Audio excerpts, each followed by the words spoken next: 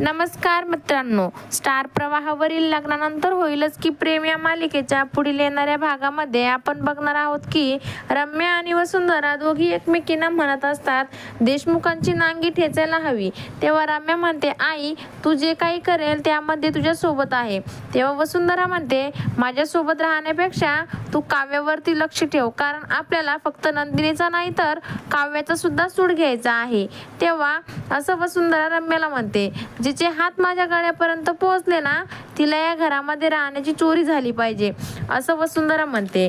तेव्हा रम्या म्हणते, असं घडल आणि कारण आपलीच माणसं आपल्यावर पलटायला जास्त वेळ लागत नाही। वसुंधरा म्हणते की मानिनी नंदिनीवर उलटायला हवी, असं जर घडले ना तर आपले दिवस बदलले समज, असं त्या बोलत असतात। इतक्या दिवस काव्यानं मानिनी पुढे खूप मान कमावलाय ना, असं काही घडलं पाहिजे की तो मान मातीमोल ठरेल। तर इकडे आपण पाहतो काव्य हे गुलाल पुसत असताना विचार करत असते, तिला गुरुजींनी सांगितलेली भविष्यवाणी आठवू लागते, जे लपून होतं ते उघड होणार आहे।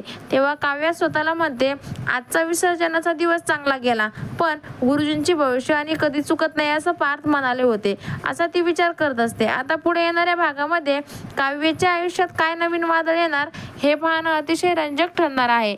लग्नानंतर होईलच की प्रेम या मालिकेच्या सर्व अपडेट्स बघण्यासाठी आमच्या चॅनलला लाईक करा, शेअर करा आणि व्हिडिओ आवडल्यास सबस्क्राईब करायला विसरू नका। धन्यवाद।